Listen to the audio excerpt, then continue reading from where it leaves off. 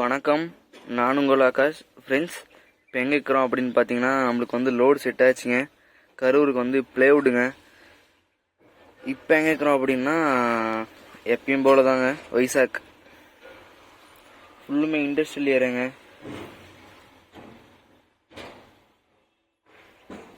எவ்வளோ வண்டி நிற்குதுங்க. நம்மளுக்கு இன்னும் லோடு ஏற்றலுங்க. பார்ப்போம், ஏற்றுறோம் அப்படின்னு சொல்லினுக்கிறாங்க. நிறைய வண்டி வேறு இருக்குங்க. எத்தனை மணிக்கு ஏற்றுறாங்க என்ன ஏதுன்னு கரெக்டாக தெரியல. பார்க்கலாம். சாப்பாடு வந்து உள்ளே வந்து செய்யக்கூடாதாங்க. நேற்று வச்ச ரசம் இருக்குது. உள்ளேயும் சாப்பாடு செய்யக்கூடாதான், வெளியும் கடை இல்லைங்க.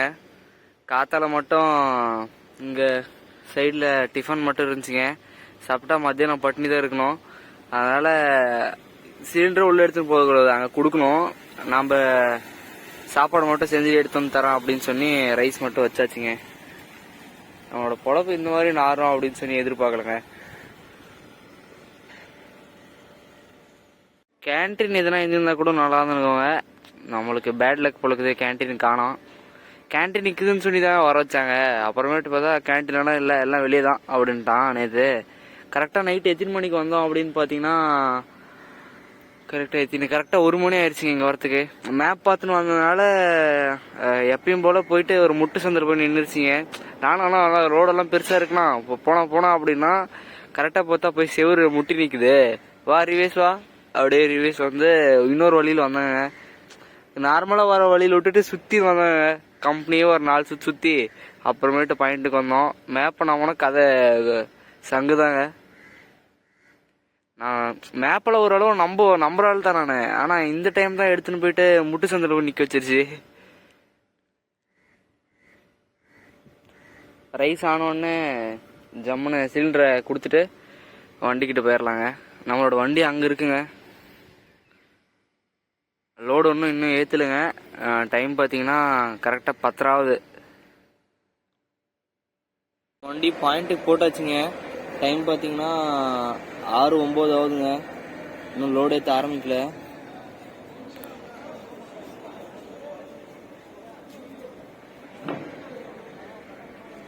இங்கே வந்து நைட் கூட லோடு ஏற்றுவாங்க.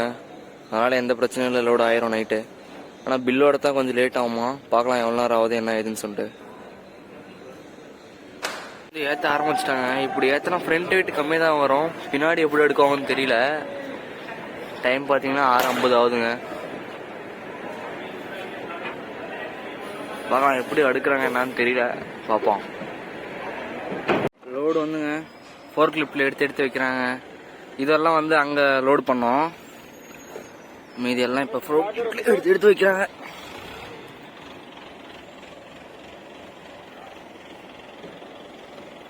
நம்ம கொஞ்சம் ஒதுங்கியே இருக்கலாம். இது வந்து இவ்வளோ கேப் இருக்கக்கூடாதுன்னு அந்த அண்ணன் சொல்கிறாங்க. பார்க்கலாம், இன்னும் எடுத்து இன்னும் அட்ஜஸ்ட் பண்ணுறாங்களா இல்லை அப்படியே விடுறாங்களா என்னன்னு சொல்லி பார்க்கலாம். டைம் பார்த்தீங்கன்னா கரெக்டாக 8:35 ஆகுதுங்க.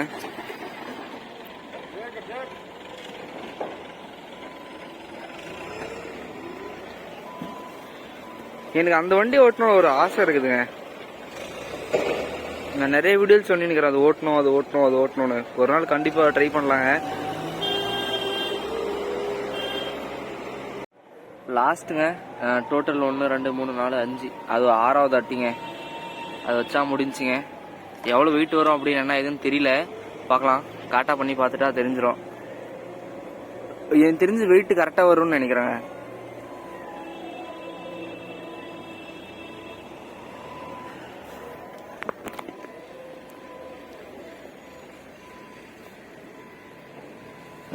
இதெல்லாம் சாதாரணமாக ஓட்ட முடியாது போலதுங்க, எக்ஸ்பீரியன்ஸ் வேணும் போலது.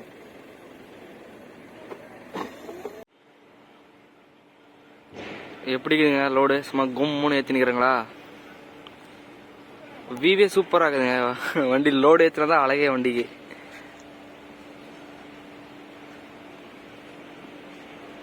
ஏற்றி விட்டாலுமே பில் வரத்துக்கு வந்து லேட் ஆகுமாங்க. பார்ப்போம் எத்தனை மணிக்கு பில் வருது என்ன இதுன்னு சொல்லி பார்க்கலாம். அப்படிதான் சொல்கிறாங்க, லேட் ஆகும்னு. பார்ப்போம் என்ன இது பொய்யா உண்மையான்னு கண்டுபிடிச்சிடலாம். பண்ணியாச்சுங்க. 500 கிலோ கம்மியாக ஓடுதுங்க. அதனால் திருப்பணும் வந்துட்டு ஏற்ற போகிறோம். ஏற்றினுக்கிறாங்க. 29,500 இருந்துச்சு. இப்போ போட்டாங்கன்னா கரெக்டாக 30 டன் வந்துடும்.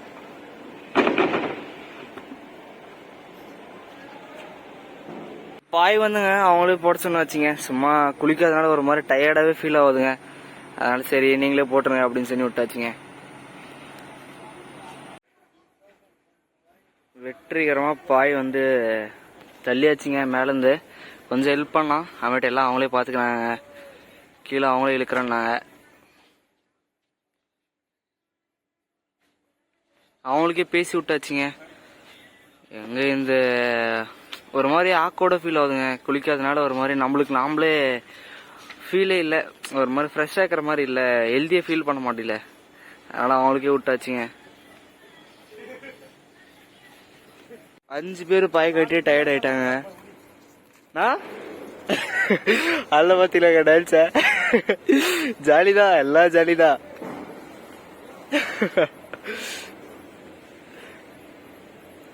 அதான் லோடு ஏற்றி முடிச்சாச்சுங்க. பில்லு வந்த உடனே ஜம்முன்னு புறப்படுறதாங்க. சாப்பாடு வந்துங்க வீட்டில் நம்ம அண்ணன் வாங்கிட்டு வந்தாரு. சாப்பிட்டு முடிச்சாச்சுங்க. டைம் பார்த்தீங்கன்னா கரெக்டாக 10:20 ஆகுதுங்க. 10:20க்கு தான் பாய கட்டியே முடிக்கிறோம். அவங்களே டயர்ட் ஆயிட்டாங்க. நம்மளே ஏமாத்துறோம். நம்ம இழுத்தாங்க அந்த அளவு டைட் வராது. ஏன்னா அங்கங்க லூஸ் விட்டுட்டுங்கன்னா சும்மா இது பிரச்சனை எதுக்கு அப்படின்னு சொல்லி அவங்களுக்கே விட்டாச்சுங்க. அவங்க நீட்டாக கட்டி கொடுத்துட்டு போயிட்டாங்க. அவ்வளோதான். நான் டைட்டாக தான் இருக்கு. கிளம்ப ஆரம்பிச்சாச்சுங்க. டைம் பார்த்தீங்கன்னா 8:50ங்க. இப்பதான் கம்பெனி விட்டு வெளியே வரோம்.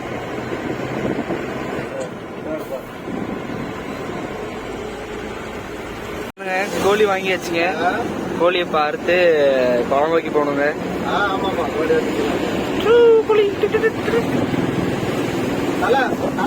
நம்மளுக்கு இன்னொரு பணவண்டி லோன் வருதுங்க. அவங்க எல்லாம் வந்தாங்கன்னா நீட்டா கோழி அறுத்து குழம்பு வச்சு வலித்தாங்க. நல்ல ஒரு பிடி போறாங்க. இதே மாதிரி தாங்க நான் முடி வச்சிருந்தா ஒரு கடைக்கு போயிட்டு முடி வெட்டுறேன்னு சொல்லிட்டு நம்மளோட மண்டை சச்சிட்டாங்க. பார்த்தோம். இதை அப்படியே இப்ப கீத்து போட்டு அண்ணங்கிட்ட கொடுக்க போறோம். அறுக்கிறாரு.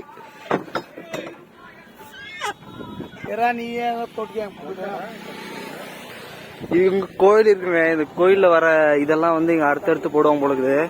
அதனால நம்ம அங்கக்குதுங்க நம்ம வண்டி எதிர்ச்சே பார்த்தோம். ஆனா நிறுத்தல இங்கே அறுத்தரலாம் அப்படின்னு சொல்லி நம்ம வண்டி தெரிஞ்சுங்க. 1/2 கிலோமீட்டர் அளவுக்கு இருக்குதுங்க. நடந்து வந்து கோழியை அறுக்கிறாரு. அறுத்துட்டாரு.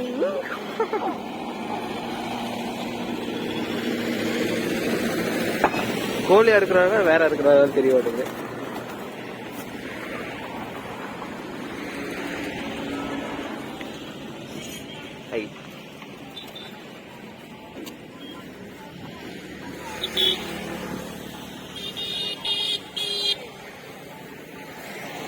நம்ம ஊர்ல இந்த மாதிரி அறுக்க மாட்டாங்களே. இல்ல அது கழுத்தை அறுத்துட்டு அப்படியே பிடிச்சிக்குவாங்க. இது பார்த்தா இப்படி தூக்கி போட்டு விளையாட விடுறாங்க பாவம். கோயில் அப்படிதானா? அப்படியே போலாங்க. நம்ம அண்ணன் கிளீன் பண்ணி எடுத்துன்னு வருவாரு. நம்ம அப்படியே நீட்டா வண்டிக்கிட்டு போலாம். வண்டி வேற தூரமா இருக்குல்லங்க. ரிஸ்க் இருக்கு. வண்டி சாப்பிட்டு முடிச்சுட்டு கிளம்ப ஆரம்பிச்சாச்சுங்க. பெருசா வீடியோ எடுக்க முடியல. இப்போ டைம் பார்த்தீங்கன்னா கரெக்டாக எவ்வளோ ஆகுது? 3:30 4 மணி ஆகுதுங்க. ஆனால் நம்ம புறப்படுவோமா? எங்கே இருக்கிறோம் அப்படின்னு பார்த்தீங்கன்னா யானைங்க. அது வந்து நேராக பெட்ரோல் பங்குங்க. பாண்டிச்சேரி தானேங்க. டீசல் ரேட் கம்மி அப்படின்னு சொல்லிட்டு நம்ம வண்டி இங்கே நிற்குதுங்க. அடிச்சுக்கினா டீசல் ஃபுல்லாக அடிச்சுட்டு நிச்சுட்டுக்கிறோம். ஆளு இப்படி நின்னாங்கன்னா வச்சுக்காங்களே கொசு மனுஷனே ஆளை தூக்கிடும் போலக்குதுங்க. அந்த அளவு கொசுக்குது. இன்னொன்னு கொசு செத்துறோம். நான் பேர் குளிக்கலையா நாடுறேங்க. கொசு செத்துறோம். அது வேற விஷயம். நாமளும் குளிக்கிறதுக்கு இடத்த தேடி பார்த்தேங்க. ஒன்றும் இடம் இருக்குது. குளிக்கிறதுக்கு டைம் இல்லை. டைம் வைக்கும் போது இடம் இல்லை. நம்ம பொழப்பு நாடுதுங்க. பொழப்பும் நாடுது, நானும் நாடுறேங்க. இந்த மாதிரிலாம் அவனும் எதிர்பார்க்கவே இல்லை. ஏதோ இந்த வெயில் காலத்துல குளிக்கல அப்படின்னா எப்படி இருக்குன்னு யோசிங்களே. ஒரு மாதிரி என்ன நினைச்சா எனக்கு அருவருப்பா இருக்குதுங்க. ஆனா வியூ மட்டும் சூப்பரா இருக்குது. ஆனா கொசு தான் அதிகம். எனக்கு என்னன்னா ஒரு டவுட்டுங்க, கொசு எடுத்து நம்ம ஆக்கிபை பண்ணிட்டுங்களா என்னன்னு தெரியல. இவங்க ஏரியாவில் வந்து நான் மாட்டிக்கணுங்களா என்னன்னு தெரியல, நிற்கிறதே முடியலங்க. நான் வேறு காலை ஆட்டினே தான் இருக்கிறேன். அண்ணன் இருந்தனே வந்து 9 மணிக்கு மேலே எடுத்துன்னு போகலாம் அப்படின்னாரு. அப்படின்னா 2 வீலரெல்லாம் கொஞ்சம் அதிகமாக வரும் இல்லைங்க, எதுக்கு சும்மா ரிஸ்க் எடுத்துனே கொஞ்சம் அப்படியே ரெஸ்ட் எடுத்துனே அப்படியே புறப்படலாம் அப்படின்னு சொன்னார். சரிண்ணா அப்படின்னு சொல்லிட்டு நானும் கொசு வண்டிலையும் உட்கார முடியலங்க. அது இந்த பக்கம் வந்தால் இங்கே மனுஷனை தூக்கிடும் போலகுது கொசு. சரிங்க, அப்படியே புறப்பட்டு வந்தால் வீடியோ கண்டினியூ பண்ணுறேன். திண்டிவனத்தில் மழை பெய்ய ஆரம்பிச்சாச்சுங்க காத்தாலேயே. 6:00 டைம் பார்த்தீங்கன்னா. சும்மா கிளைமேட் மட்டும் சூப்பராக இருக்குதுங்க, அடிக்கிற வெயிலுக்கும் இதுக்கும் ஆடு. ஆனால் நாளைக்கு பார்த்தீங்கன்னா வச்சுக்கோங்க, இந்த மழைக்கும் இந்த வெயிலுக்கும் கிளைமேட்டுக்கெல்லாம் ஜுரம் வர ஆரம்பிக்கும். இன்னும் வேற மாதிரி வெயில் அடிக்குங்க, தாங்க முடியாத அளவு வெயில் அடிக்கும். இப்போ ரசிச்சுக்கலாம், அவ்வளோதான். அடுத்தெல்லாம் ரொம்ப கஷ்டமாக இருக்கும்.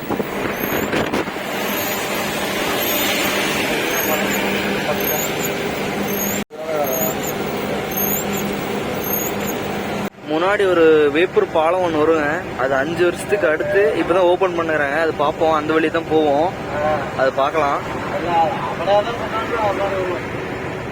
வேப்பூர் பாலம் ஓப்பன் ஆயிடுச்சுங்க, ஜம்மன் நேரம் எடுத்து விட வேண்டியதான். 5 வருஷம் வேலை செஞ்சு இப்போதான் தடபடல ஓப்பன் பண்ணுறாங்க.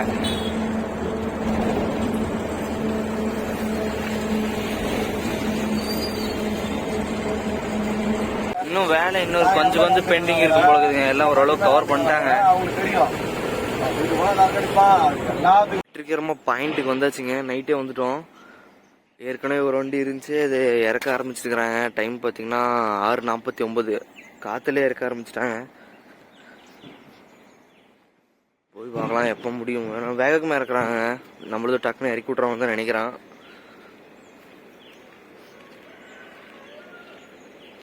சோகம் என்னன்னு பார்த்தா, நம்ம வண்டி இப்போ இறக்க மாட்டேன்றான். அபி காலி நெய்யூரா ஈவினிங் அப்படின்றான். பார்க்கலாம் என்னதான் பண்ணுறான் அப்படின்னு.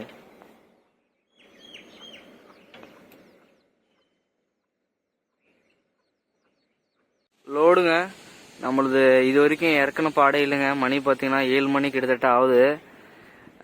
எம்டி வந்த வண்டியெல்லாம் லோடு ஏற்ற ஆரம்பிச்சிட்டாங்க. கேட்டால் இறக்குறான்றாங்க. ஒரு நாளே ஆல்ட் ஆயிடுச்சுங்க. என்ன சொல்றதுன்னு தெரியல, ஏற்றி இறக்கிறோம்னு நினச்சேன். பார்ப்போம் எத்தனை மணிக்கு இறக்குறாங்க என்ன ஏதுன்னு சொல்லி பார்க்கலாங்க. பாய அவுக்ஸ் வந்துட்டாங்க. டைம் பார்த்தீங்கன்னா கரெக்டாக 10:30 ஆகுதுங்க. வெயில் உச்சத்துக்கு இருக்குதுங்க, அவ்வளோவா கவகவான்னு இருக்குது வெயில். நேற்று ஒரு நாள் இருந்து இன்னைக்கும் இறக்க மாட்டாங்கன்னு தான் எதிர்பார்த்தோம், அவதான் இறக்கிறாங்க.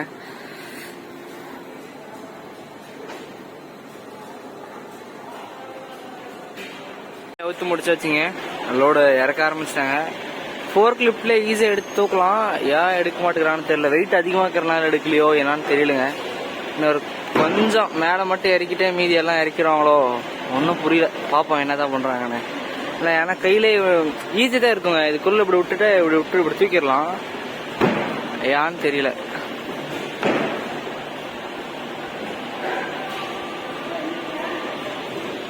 எல்லா வேலையுமேங்க நன்றி உணர்வோடு செஞ்சா இறைவன் நம்ம கூட இருக்கும். இறைவன் இந்த டைம், இந்த செகண்ட், இந்த நேச்சர் நம்மளுக்கு கொடுத்துனுக்குது அப்படின்னா, நம்ம தாய் தகப்பன் நம்மளுக்கு கொடுத்துனுக்குறாங்க அப்படின்னாவே கடவுள் இருக்கிறான்னு தாங்க அர்த்தம். நேர்மை நீதி ஒருபோதும் சாகாதுங்க, நம்மளை சாக விடாதுங்க. நேர்மை ஒருபோதும் சாக விடாதுங்க. எப்பயுமேங்க நேர்மை வந்து கொஞ்சம் ஸ்ட்ரகிள் ஆகுங்க. நேர்மை எப்பயுமே கரெக்டாக வராது.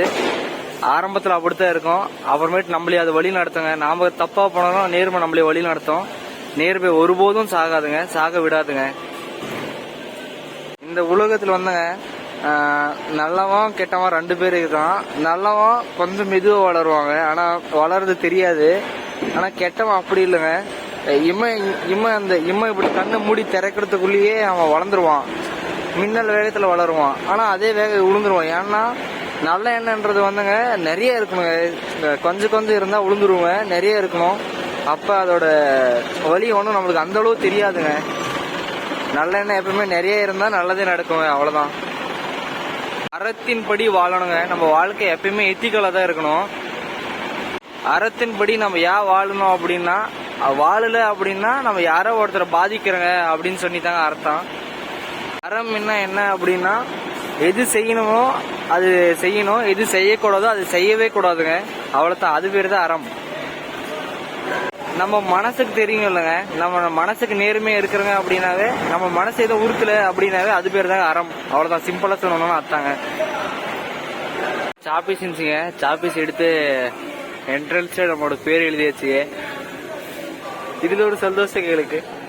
இங்க வந்து என்ன ரெடி பண்றாங்க அப்படின்னா, என்ன இது கபோர்டுங்க, கபோர்டுக்கு அந்த லேமினேட் எல்லாம் மேல ஒட்டி, இந்த இது மேல லேமினேட் ஒட்டிடுவாங்க கலர் கலரா. ஏன்னா ஒரு சாம்பிளை காட்டுறாங்க, அது அங்க தெரியுதுங்களா, அந்த மாதிரி ஏதாவது கபோர்டு ஷோகேஸ் ரெடி பண்ணுவாங்களா, ஷோகேஸ் அந்த மாதிரி எல்லாம் ரெடி பண்ணுவாங்க. இது இன்னும் நல்லா காட்டுறாருங்க. இங்க ஒண்ணுக்குதா, அடுத்து இங்க அங்கெல்லாம் ப்ரெஸ் பண்றதுங்க, கம் போட்டு போட்டு ப்ரெஸ் பண்ணுவாங்க. இங்க பாருங்க, இந்த மாதிரி இது லேமினேட் மேல ஓட்டுறது, அவ்வளவுதாங்க. லேமினேட் ஒட்டி ரெடிமேட் பீரோ, கபோர்டு, அந்த டிவி ஸ்டாண்டு அதெல்லாம் இருக்குல்ல, அது அதோட பிளேவுடுங்க இதெல்லாமே. நாங்க பாருங்க ரெடி பண்றாங்களா, காட்டுறாங்க. நிறுத்திட்டு எல்லாம் சாப்பாடுக்கு போயிட்டாங்க, எல்லாம் கூட்டி போயிருக்கிறாங்க. அப்பே பண்ணியிருந்தாங்க, அப்பே வீடியோ எடுத்துனா கூட நான் சும்மா போயிட்டு வந்தனால என்ன பெருசா எடுக்க முடியல. டைம் பாத்தீங்கன்னா 12-18 தானே ஆகுது. நிறுத்திட்டாங்க இப்பயாங்க. நாம ஏத்தின்னு வந்தனுங்கிறது வந்துங்க ஒரு கொஞ்சம் தரம் நல்லா இருக்குங்க. இது இந்த மாதிரி இல்ல, இது வந்து மரத்தோட தூள், அது வந்து இன்னும் நல்லா தூள் பண்ணி ஏத்தினுக்கிறாங்க.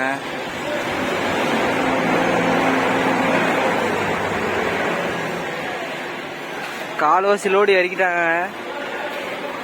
எனக்கு தெரிஞ்ச 2 மணி ஆயிருங்க இறக்கி முடிக்கிறதுக்கு. வெளியே போய் தலை காட்ட முடியல, மண்டை 10-10ன்னு பத்துதுங்க, சுட்டு தள்ளுது.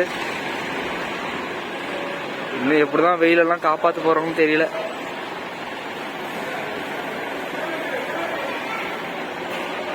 செம்ம ஃபாஸ்டா இறக்குறாங்க. அப்படியே திபிரி கீழே போட வேண்டியதான். டைம் பாத்தீங்கன்னா இப்ப கரெக்டா 12:46ங்க.